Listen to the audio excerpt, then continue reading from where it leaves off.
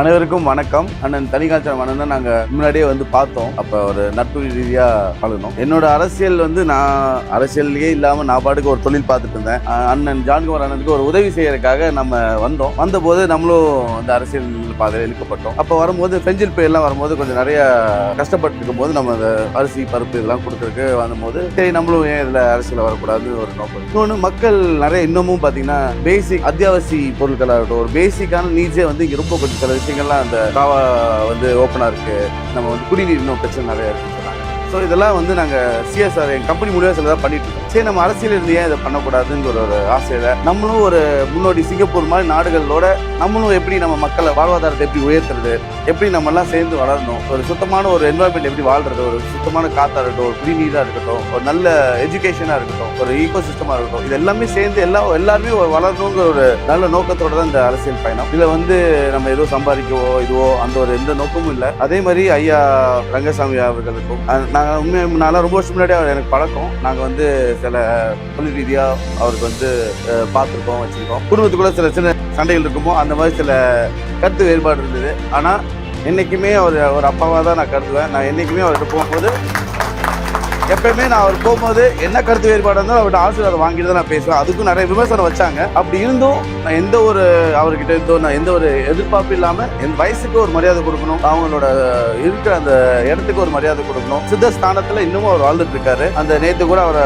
அந்த சித்தர் கோயிலுக்கு போயிட்டு என்னை ஆசீர்வாதம் செஞ்சுட்டு அங்கே இருக்கிறது அவர் ரொம்ப நேரம் ரொம்ப ஃப்ரீயாக பேசிட்டாங்க. அப்போ தான் சொல்லிட்டு இருந்தேன் இதில் விஷயங்களை எப்படி பண்ணணும், இதை பண்ணலாம். இப்போ நானும் சொன்னேன் உங்கள் எதுக்கு நானும் வரேன், எங்கள் தொகுதி சப்போர்ட் பண்ணுங்க சொல்லுவோம். கண்டிப்பாக வரேன் அப்படியே கூப்பிட்டு உடனே எல்லாத்துக்கும் சொல்லி உடனே பண்ணாங்க. ஸோ இப்போ என்னன்னா நம்ம வந்து பெரிய இலக்கை நோக்கி போகிறோம். 30 தொகுதி நம்ம எப்படி சாலிடா ஜெயிக்கணுங்கிறதா நம்ம நோக்கா இருக்கணும். ஏன்னா சில சீட்டு ஜெயிச்சு சில சீட் ஜெயிக்கலாம். என்ன பிரச்சனை, நம்ம சொல்ற வாக்குறுதியெல்லாம் நம்ம நிறைவேற்ற முடியாது. அப்படி நிறைவேற்றல மக்கள் நம்ம நம்பி ஓட்டு போட்டோமே என்ன ஆச்சுன்னு நினைப்பாங்க. அதனால ஒரே நோக்கமா இந்தியா அலையன்ஸ் ஐயா ரங்கசாமி அவர்கள் முதலமைச்சரா திரும்பி உட்கார்ந்து அவரோட சோல்ஜர்ஸா அவரோட வேலை செய்யும் மந்திரிகளா இருந்து நம்ம அவர் ஃபுல் சப்போர்ட் பண்ணி நம்ம அவரை தலைமையிலேயே நம்ம சிங்கப்பூரா மாத்துறதுக்கு அனைத்து வேலைகளும் நம்ம செஞ்சு அவர் இந்த குறுகிய காலத்துல ஒரு நல்ல ஒரு பேர் எடுத்து, ஏன்னா சிங்கப்பூரா இருக்கட்டும், துபாயா இருக்கட்டும், ஹாங்காங் இருக்கட்டும், இங்கெல்லாம் போய் படிச்சிருக்கேன். லண்டன் கிங்ஸ் காலேஜ் நான் போய் படிச்சிருக்கேன். அங்கதான் வந்து உலகத்திலே மிகப்பெரிய காலேஜ் டிஎன்ஏ ஸ்ட்ரக்சர் உருவாக்குன்னு அந்த காலேஜ் மகாத்மா காந்தி அங்கதான் படிச்சாங்க. ஸோ அந்த மாதிரி ஒரு உலகத்துல பிரசித்தி பெற்ற லண்டன் ஸ்கூல் எக்கனாமிக் மாதிரி அது இதெல்லாம் உள்ள போய் படிக்கும்போது நம்ம நாடு ஏன் இவ்வளவு பின்தங்கி இருக்கு, நம்மளும் ஏன் இந்த மாதிரி வர முடியாது? ஏன்னா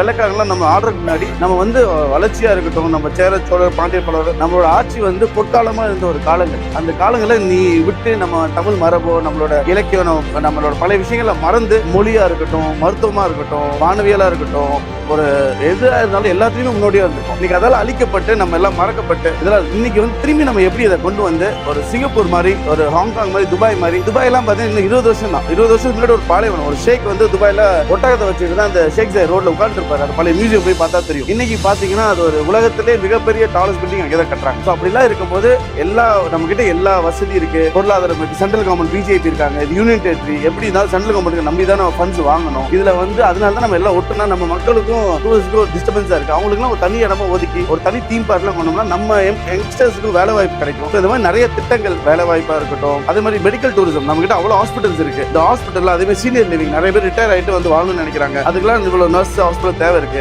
வேலை வாய்ப்பு எல்லாத்துக்குமே நாங்க பிளான் பண்ணிட்டு இருக்கோம். ஒன்னா எல்லாத்தையும் பண்ணுவோம். அது போக ஃபர்ஸ்ட் வந்து நம்ம வந்து இந்த மெயினா குடிநீர், இது குடிநீருக்கு வந்து ஃபர்ஸ்ட் வழி பண்ணி கொடுக்கணும். அதே மாதிரி கொசு அந்த காவா கிளீன் பண்றது, மழை பெஞ்சா பிரச்சனை, இந்த மாதிரி அது ரோடு வசதி, தெருநாய் கிடைக்கிறது, இந்த மாதிரி தொலைகள்லாம் இருக்கு. ஃபர்ஸ்ட் ஒரு சின்ன சின்ன விஷயங்கள்லாம் அதான் நம்ம ஜெயிச்சு எம்எல்ஏ ஆன உடனே நம்ம சில விஷயங்கள்லாம் சொந்த காசு சிஎஸ்ஆர்லேயே நம்ம பண்றதா பிளான் இருக்கு. இதெல்லாம் ஒன்னொன்னா எடுத்து பண்ணுவோம். முதல்வரான நம்ம ரங்கசாமி அவர்களோட தலைமையில அவரோட எக்ஸ்பீரியன்ஸ் இருக்கு, இது நம்ம நாட்டு பிரதமரோட விஷன் இருக்கு. இந்த மாதிரி ஒரு ஆட்சி அமைத்து இந்த உலகமே நம்ம வேக்கத்தக்க இன்னைக்கு உலகத்துல வந்து எங்கெங்கயோ பிரச்சனை நடக்குது, வார் நடக்குது.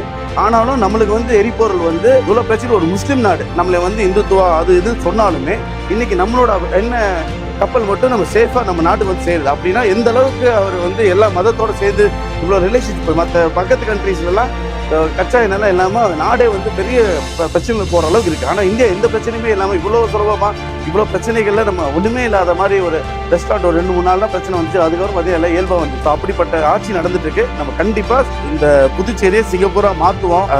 முதல்வர் ரங்கசாமி அவர்கள் தலைமையில் கண்டிப்பாக ஒரு நல்ல ஆட்சியை அவங்களோட எக்ஸ்பீரியன்ஸ் என்னோட எக்ஸ்பீரியன்ஸ் என்னன்னா நான் தொழில் பண்ணி ஒரு 15 இண்டஸ்ட்ரியில் பண்ணியிருந்திருக்கோம். இதெல்லாம் பண்ணிட்டு ஒரு 24,000 கோடி எங்கள் கம்பெனி டர்ன் ஓவர் பண்ணிருக்கோம். இன்னைக்கு புதுச்சேரி பட்ஜெட்டே பார்த்தீங்கன்னா 14,000 கோடி. ஸோ என்னோட தொழிலெலாம் விட்டுட்டு நான் ஒரு வேலைக்கு பார்க்கறதுனா அப்புறம் ஒரு தோல் வச்சு ஏன் நம்ம ஊரை விட்டு நம்ம நாட்டை விட்டு ஏன் நம்ம ஓடணும், நம்ம நாட்டை ஏன் வெளிநாட்டை மாற்றக்கூடாதுன்னு ஒரு நோக்கத்தை ஐடியாவே பிறந்துச்சு. ஸோ நம்பி நீங்கள் வாக்களிங்க. என்றைக்குமே உங்கள் நம்பிக்கையை நான் வீணடிக்க மாட்டேன். நான் சொந்த காசு போட்டு தான் நான் பண்ணுறேன். எங்கள் அப்பாவுக்கே எனக்குமே பிரச்சனை வந்தாலும் என்னோட சொத்தை நீங்கள் என்னோட பங்கு கொடுங்கன்னு சொல்லி நான் செலவு பண்ணிட்டு இருக்கேன். ஸோ நீங்கள் நம்பி நீங்கள் வாக்களிங்க. நான் சொல்லலை செயல் நம்ம வந்து செஞ்சு காட்டுவோம்.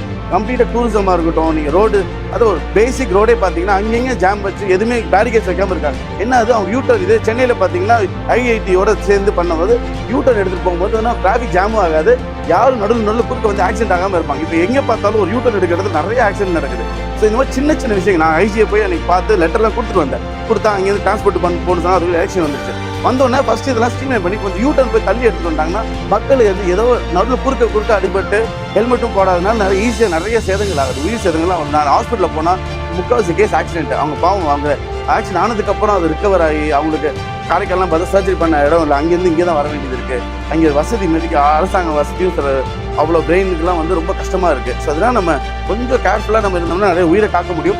ஸோ சின்ன சின்ன விஷயங்கள்லேருந்து ஆரம்பித்து நம்ம பெரிய விஷயங்கள் அதான் 2050 அதுக்கு ஒரு பிளான் போட்டு நம்ம சிங்கப்பூர்லேருந்து 3 மாதமாக தங்கி அவங்க ஃபுல்லாக ஸ்டடி பண்ணி அவங்க என்னென்ன பண்ணணுங்கிற டிசைன் பண்ணி கொடுத்துட்டாங்க. அது கோடிக்கணக்காக செலவு பண்ணி ஒரு 2.5 கோடி பக்கம் நாங்கள் செலவு பண்ணி இதுக்கு எல்லாம் மாஸ்டர் பிளான் போட்டாச்சு. இப்போ அவங்க வந்ததுக்கப்புறம் 2050க்கு நம்ம எப்படி சிங்கப்பூர் ஆகும், ஏன்னா 4-5 வருஷத்தில் மாற்ற முடியும்லாம் நம்ம சொல்ல முடியாது. அது ஒரு பெரிய கனவு.